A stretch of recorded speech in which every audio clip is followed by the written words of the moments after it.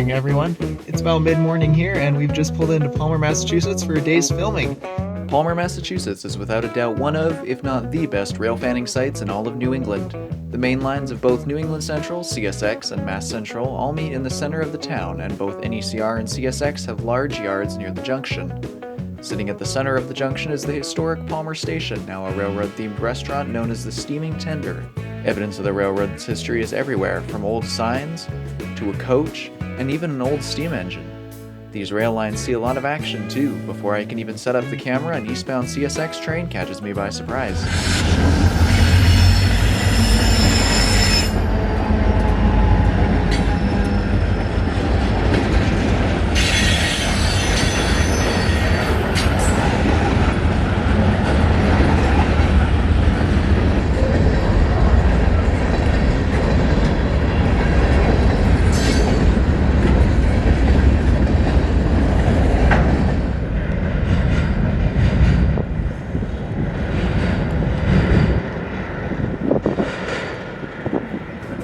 The CSX train stayed to switch the interchange further down the tracks. My scanner also informed me that an NECR train was working a little north of the Diamond, and I soon made an interesting discovery about this train. The other interesting thing is they've been referring to themselves as 4069, which is the number for an engine not owned by the NECR, but owned by the Providence and Worcester. And it's a special interest unit painted to honor veterans and service members, so there's a chance that we could get a special interest unit through here. Unfortunately, although we could hear the trains on the scanner, both stayed out of view for the next hour. The CSX freight eventually left east, but after a while the NECR train showed signs of moving toward us. So we just got confirmation over the radio that the train is now going to try and move south of the Diamonds. I'm going to go set up the cameras, and we'll get our first properly set up shot of the day. All lines to the old main, clear 20. You're all aboard. Okay to back up 4069.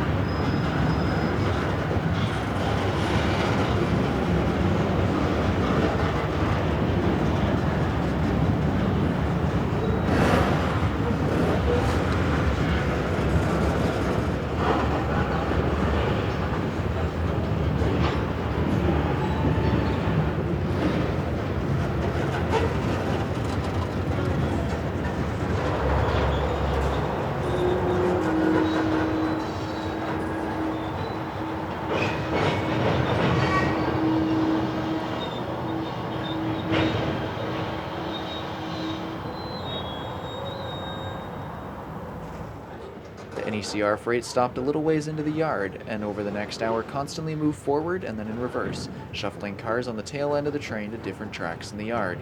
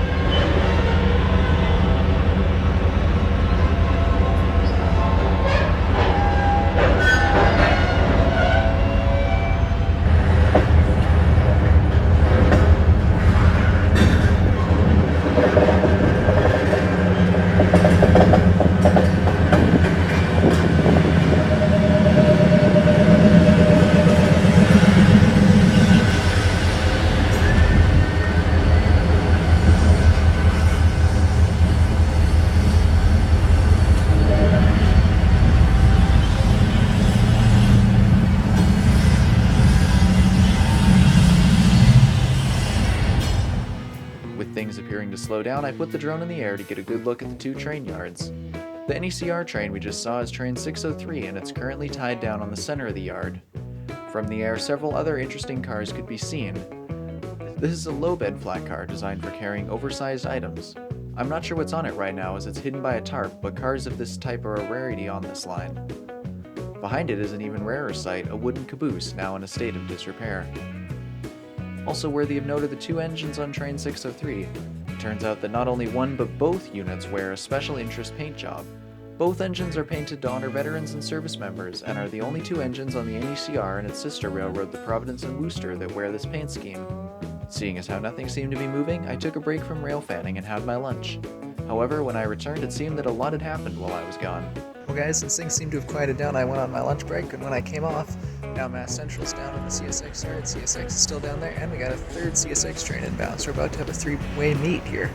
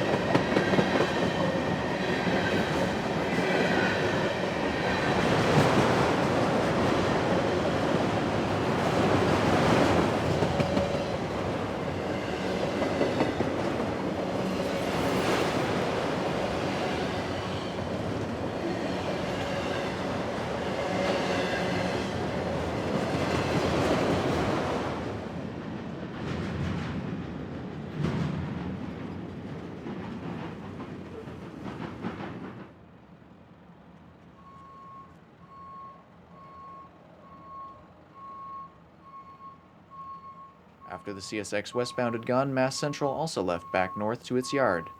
Note the paint scheme of these engines. It's an almost exact copy of the paint applied to locomotives of the now defunct Boston and Maine Railroad.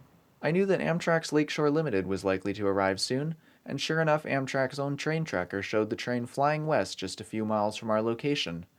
Soon I heard a horn and saw the lights of the train barreling toward us.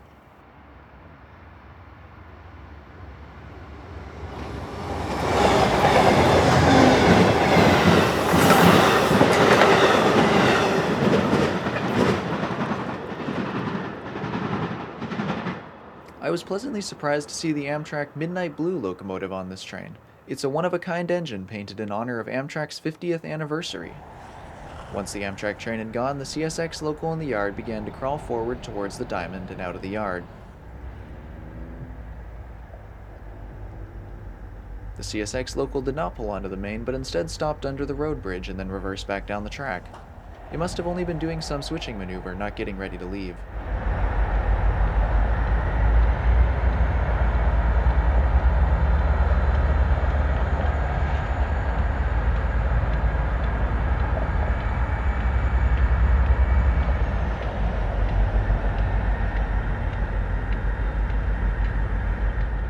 After a few minutes, though, the train came forward again, but again it stopped and waited under the bridge.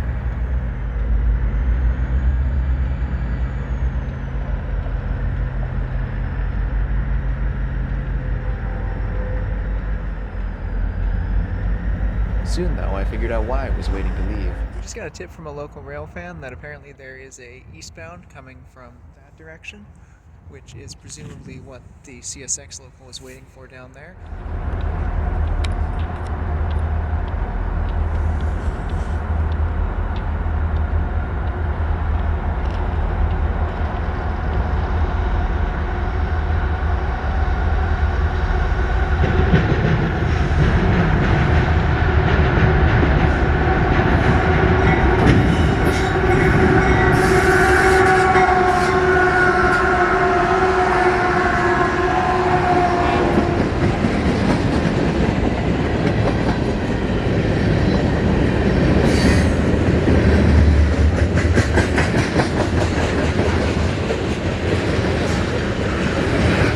this eastbound is a now rare unit, a CSX diesel locomotive that wore the now out-of-service YN2 paint scheme. This paint job was only used between 1990 and 2002, making engines still painted this way a rare sight.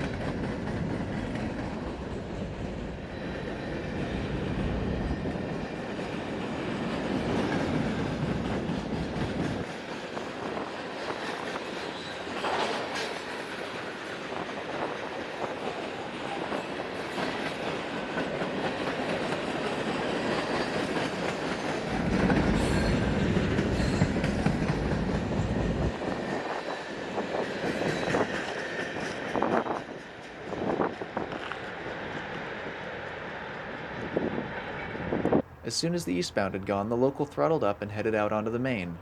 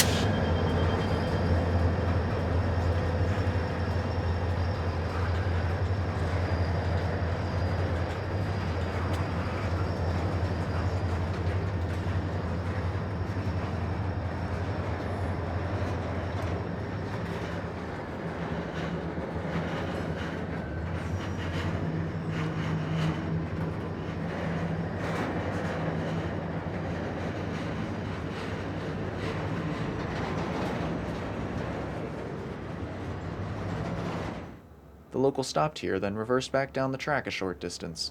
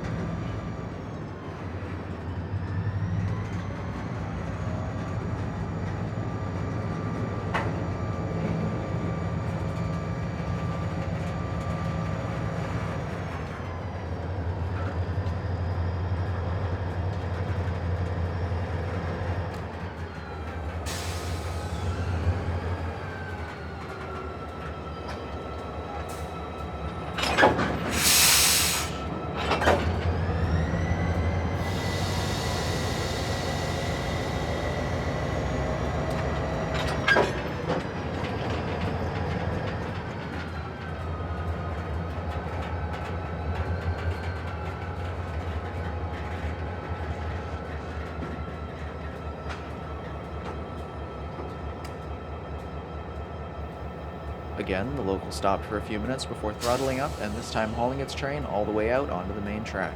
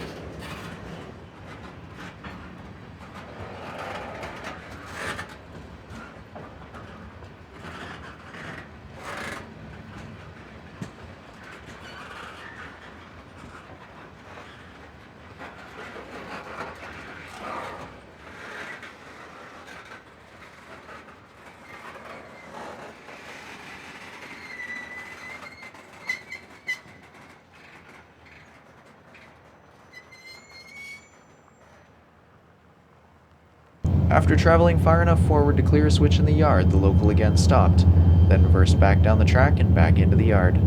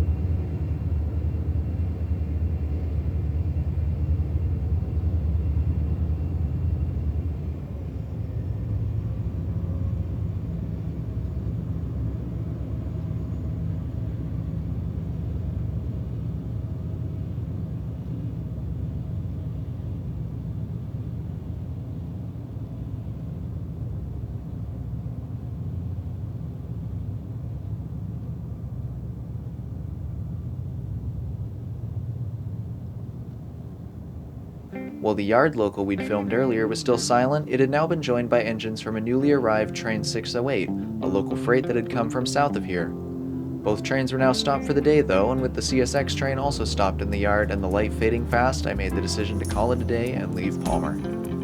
It had been a great trip, and I hope you've enjoyed watching this video just as much as I've enjoyed making it. If you want to see more videos like this, make sure to subscribe and ring the notification bell so YouTube won't hide my videos from you. which has been an issue lately, and maybe give this video a like or a comment to let me know that you enjoyed the video. As always, thanks for watching everyone, and have a great day.